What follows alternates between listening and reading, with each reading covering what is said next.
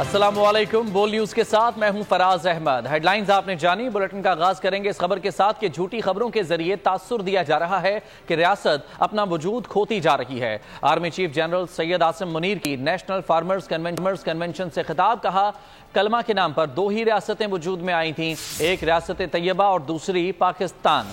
یہ محض اتفاق نہیں، کسانوں سے بات چیت میں انہوں نے کہا کہ گرین پاکستان انیشیٹو کا مقصد یہی ہے کہ ہمیں سب سے پہلے زراعت پر کام کرنا ہے۔ ریاست پاکستان مضبوط ہے، پوری آب و تاب کے ساتھ موجود ہے اور موجود رہے گی۔ سوشل میڈیا پر پھیلائی جانے والی منفی خبریں جھوٹ ہیں۔ Army chief general Syed Asim Munir کا نیشنل فارمرز کنونشن سے خطاب۔ ISPR کے مطابق سپہ سالار نے کہا سوشل میڈیا پر ہیجان، مایوسی اور افراتفری کا ماحول پیدا کیا جا رہا ہے۔ جھوٹی خبروں کے ذریعے یہ تاثر دیا جا رہا ہے کہ جیسے ریاست اپنا وجود کھوتی جا رہی ہے۔ پاکستان کے بارے میں افواہیں اور منفی باتیں بتائی جا رہی ہیں، لیکن آپ کو معلوم ہونا چاہیے کہ کلمے کے نام پر دو ہی ریاستیں قائم ہوئیں، ریاست طیبہ اور ریاست پاکستان۔ یہ محض اتفاق نہیں ہے، ہر قسم کے مافیا کی قوم کے ساتھ مل کر سرکوبی کریں گے۔ جنرل سید عاصم منیر نے مزید کہا زراعت اور مویشی بانی تقریباً ہر نبی کا پیشہ رہا ہے، کیونکہ اس پیشے میں ڈسپلن، تکلیف اور صبر شامل ہیں، جن کے نتیجے میں بے تحاشا انعامات ملتے ہیں۔ آرمی چیف نے کہا پاکستان وسائل سے مالا مال ہے، ہمارے پاس گلیشیئر، دریا، پہاڑ اور زرخیز زمین ہے، جس سے دنیا کا بہترین چاول، کینو اور آم جیسے پھل، گرینائٹ، سونا اور تانبا جیسے خزانے حاصل ہوتے ہیں۔ جنرل سید عاصم منیر نے کہا 60 کی دہائی میں پاکستان ایشیا کا تیزی سے ترقی کرنے والا ملک تھا، لیکن ہم نے قائد اعظم کے 3 زرعی اصولوں ایمان، اتحاد، تنظیم کو بھلا دیا، جس کی وجہ سے تنزلی کا شکار ہوئے۔ Army chief general Asim Munir نے کہا گرین پاکستان انیشیٹو کا مقصد یہی ہے کہ ہمیں سب سے پہلے زراعت پر کام کرنا ہے۔ آمدن کا بڑا حصہ صوبوں کو جائے گا، باقی حصہ کسانوں اور زرعی ریسرچ کے لیے رکھا جائے گا۔ فوج کا اس میں رول صرف عوام اور کسانوں کی خدمت ہے۔ آرمی چیف نے کہا آسان زرعی قرضے، کولڈ اسٹوریج کی چین، موسمیاتی تبدیلیوں کے تاثرات سے محفوظ بیج اور جینیٹیکلی انجینئرڈ لائیو سٹاک کی فراہمی کو یقینی بنایا جائے گا۔ اور ابھی آپ کو بتائیں کہ عام انتخابات 2024 آج امیدواروں کے کاغذات نامزدگی کی جانچ پڑتال کا آخری دن ہے۔ ملک بھر سے قومی اور صوبائی اسمبلیوں کے لیے 26,626 کاغذات نامزدگی جمع کرائے گئے ہیں۔ ریٹرننگ افسران نے بیشتر امیدواروں کے کاغذات کی جانچ پڑتال مکمل بھی کر لی ہے۔ مزید تفصیلات جانتے ہیں بول نیوز کے نمائندے فہد چودھری سے۔ جی فہد۔ جی دیکھیے، عام انتخابات 2024 کے لیے الیکشن شیڈول کے مطابق کاغذات نامزدگی کی جانچ پڑتال کا آج آخری روز ہے۔ ملک بھر سے قومی اور صوبائی اسمبلیوں کے لیے مجموعی طور پر 28,626 کاغذات نامزدگی جمع کروائے گئے تھے، جن میں سے قومی اسمبلی کی جنرل نشستوں کے لیے 7,913 اور صوبائی اسمبلیوں کے لیے مجموعی طور پر جنرل نشستوں پر 18,546 کاغذات نامزدگی جمع کروائے گئے تھے۔ ان میں بڑے بڑے نام بھی شامل ہیں، سابق وزرائے اعظم نواز شریف، شہباز شریف اور بانی چیئرمین PTI کے علاوہ بلاول بھٹو زرداری اور بڑے بڑے سیاسی نام جو ہیں ان کے کاغذات نامزدگی بھی جمع ہوئے۔ کئی ناموں پر اعتراضات بھی عائد کیے گئے کچھ حلقوں میں، ان پر بھی آج ریٹرننگ افسران اپنے فیصلوں سے آگاہ کریں گے اور ابتدائی فہرست جو ہے امیدواروں کی وہ بھی آویزہ کی جائے گی۔ اس کے بعد ایک شیڈول کے مطابق وقت ہوگا امیدواروں کے پاس اپیلیں دائر کرنے کا ریٹرننگ افسران کے فیصلوں کے خلاف، جو کہ 10 جنوری تک ہوگا، اور آخری ڈیٹ ہوگی کاغذات نامزدگی واپس لینے کی 12 جنوری، جس کے بعد بہت شکریہ آپ کا تفصیلات کے لیے فہد۔ الیکشن کمیشن نے عام انتخابات کے لیے مخصوص نشستوں کے شیڈول تبدیل کر دیے ہیں۔ انتخابی شیڈول میں تبدیلی مخصوص نشستوں کے لیے کی گئی ہے۔ مخصوص نشستوں پر کاغذات نامزدگی کی جانچ پڑتال کی تاریخ 13 جنوری تک بڑھائی گئی ہے۔ یاد رہے کہ 16 دسمبر کو الیکشن کمیشن نے انتخابی شیڈول جاری کیا تھا۔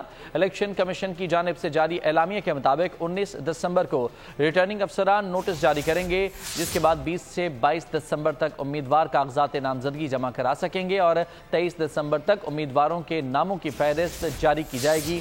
3 جنوری 2024 کو کاغذات کی منظوری اور مسترد ہونے پر اپیلوں کی سماعت ہوگی۔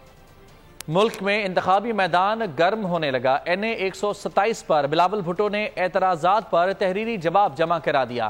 کراچی میں NA 242 پر شہباز شریف کے کاغذات پر بھی اعتراض سامنے آ گیا۔ انتخابات قریب آنے لگے اور ملک میں انتخابی میدان گرم ہونے لگا۔ کاغذات نامزدگی کی جانچ پڑتال بھی تیزی سے جاری۔ NA 127 پر بلاول بھٹو نے اعتراضات پر تحریری جواب جمع کرا دیا۔ کراچی میں NA 242 پر شہباز شریف کے کاغذات پر بھی اعتراض سامنے آ گیا۔ کیس پر RO نے فیصلہ محفوظ کر لیا۔ ادھر سیالکوٹ سے خواجہ آصف اور دیگر کے کاغذات منظور۔ خواتین سیٹوں پر شہلا رضا اور شگفتہ جمالی کے فارم درست قرار۔ فاروق ستار، خواجہ اظہار اور نبیل قبول کے کاغذات بھی درست قرار پائے۔ کوئٹہ میں سابق وزیر اعلیٰ جام کمال کے کاغذات پر اعتراض جمع۔ درخواست گزار نے کہا جام کمال خان نے بیرون ملک اپنے اثاثے ظاہر نہیں کیے، ان کے پاس امارات کا اقامہ بھی ہے۔ اقامہ اس وقت ملتا ہے جب کوئی شخص بیرون ملک ملازم ہو یا پھر کوئی کاروبار کرتا ہو۔ اور ملک میں عام انتخابات کے لیے بجٹ کی تفصیلات سینٹ میں پیش کر دی گئی ہیں۔ رواں مالی سال عام انتخابات کے لیے 42 ارب 41 کروڑ روپے کی منظوری دی گئی۔ ملک میں عام انتخابات کے لیے بجٹ کی تفصیلات سینٹ میں پیش۔ رواں مالی سال عام انتخابات کے لیے 42 ارب 41 کروڑ روپے کی منظوری دی گئی، جس میں سے 2 قسطوں میں 27 ارب 41 کروڑ روپے الیکشن کمیشن کو جاری کیے گئے۔ وزارت پارلیمانی امور نے سینٹ کو بتایا کہ گزشتہ مالی سال بھی 5 ارب روپے جاری کیے گئے تھے۔ الیکشن کمیشن نے اس میں سے 4 ارب 47 کروڑ روپے استعمال کیے۔ فنڈز کی منظوری الیکشن کے لیے لگائے گئے تخمینوں کی بنیاد پر دی گئی۔ پاکستان تحریک انصاف کا انتخابی نشان بحال کرنے کے لیے پشاور ہائی کورٹ کے حکم امتناع پر الیکشن کمیشن کا پشاور ہائی کورٹ سے رجوع کرنے کا فیصلہ۔ حکم امتناع خارج کرنے کی استدعا کی جائے گی۔ تحریک انصاف انٹرا پارٹی انتخابات اور انتخابی نشان سے متعلق پشاور ہائی کورٹ کے حکم امتناع پر چیف الیکشن کمشنر کی زیر صدارت اہم اجلاس ہوا۔ ذرائع کے مطابق اجلاس میں فیصلہ کیا گیا کہ election commission Peshawar high court کے سنگل بینچ کے حکم امتناع کے خلاف پشاور ہائی کورٹ کے ڈویژنل بینچ میں اپیل دائر کرے گا۔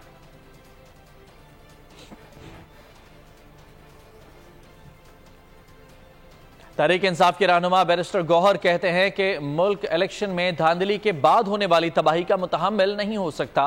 مخالفین الیکشن کمیشن کو بھی یرغمال بنا کر بیٹھے ہیں۔ لطیف کھوسا بولے 4 مرتبہ ملک کھانے والے 5ویں مرتبہ ملک کو کھانے کے لیے تیار ہیں۔ یہ صرف پی ٹی آئی کا نشان نہیں ہے، یہ پاکستان کے 25 کروڑ عوام میں سے 70% عوام کی امنگوں کی نشانی ہے۔ اگر یہ election free, fair and transparent نہیں ہوئے تو یہ اکانومی تباہ ہو جائے گی، یہ ملک کا بدترین نقصان ہو جائے گا، یہ ڈیموکریسی ڈیریل ہو جائے گی، یہ ملک متحمل نہیں ہو سکتا۔ یہ سپریم کورٹ پہ بھی حملہ آور تھے، یہ ہائی کورٹ پہ بھی حملہ آور ہوئے، یہ الیکشن کمیشن کو یرغمال بنا کے بیٹھے ہوئے۔ یہاں جناب ضلع سبحانی کے کاغذات نامزدگی منظور کر لیے جاتے ہیں، اس کے باوجود کہ سپریم کورٹ نے انہیں 62(1)(f) میں تاحیات نااہل قرار دیا ہوا ہے۔ آپ دھرتی ماں کو لوٹنے کا جس طرح سے آپ نے ہر دفعہ مرتبہ کیا ہے، آپ 4تھی مرتبہ پھر لوٹ کے جا رہے ہیں۔ اس دفعہ نتیجہ ووٹ کے ذریعے آنا چاہیے، نوٹ کے ذریعے نہیں۔ ہم نے صحیح راستہ صحیح وقت پر چنا ہے۔ خالد مقبول صدیقی کا کراچی سرجانی میں خواتین کنونشن سے خطاب، کہا 22,000 ارب ہم نے ایک جماعت کو ٹیکس کی شکل میں دیے ہیں، نتیجہ آپ کے سامنے ہے۔ MQM پاکستان کا کراچی کے علاقے سرجانی میں پاور شو، کنوینئر خالد مقبول صدیقی سمیت متحدہ قائدین کا خطاب۔ خواتین کنونشن سے خطاب میں خالد مقبول نے کہا اس دفعہ نتیجہ ووٹ کے ذریعے آنا چاہیے، نوٹ کے ذریعے نہیں۔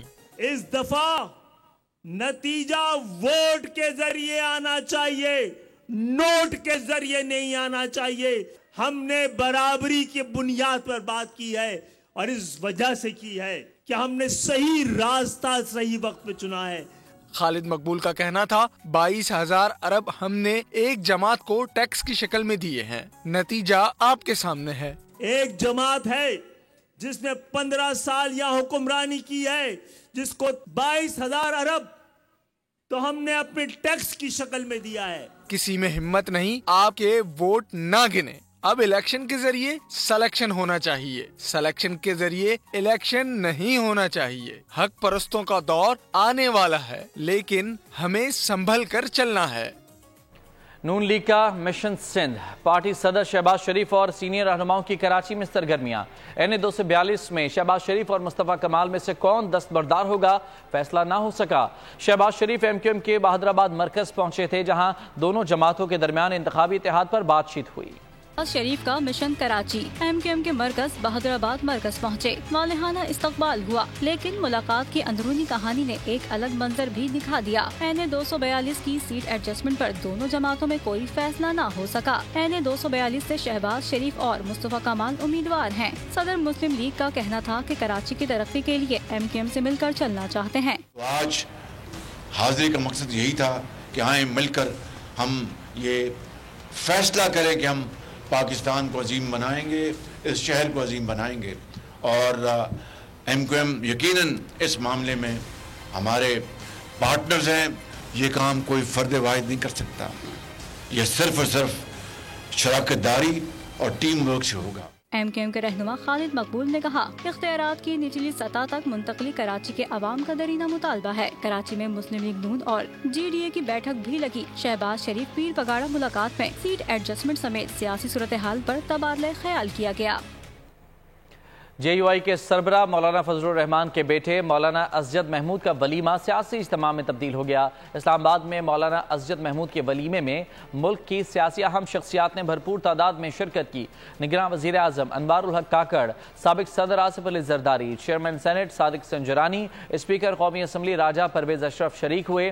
तकरीब में मोहसिन नकवी, महमूद अचकजई, मौलाना अब्दुल गफूर हैदरी, लियाकत बलोच, अकरम दुरानी और मौलाना अब्दुल वासे ने भी शिरकत की। इसके अलावा आफ्ताब शेरपाव, कारी हनीफ जालंधरी, सलीम मांडवीवाला, हाफिज हमदुल्ला, कामरान मुर्तज़ा और दीगर सियासी और समाजी रहनुमा भी मौलाना असजद के वलीमे की तकरीब में शरीक हुए। सब्सक्राइब करें और बेल दबाएं ताकि कोई खबर रह न जाए।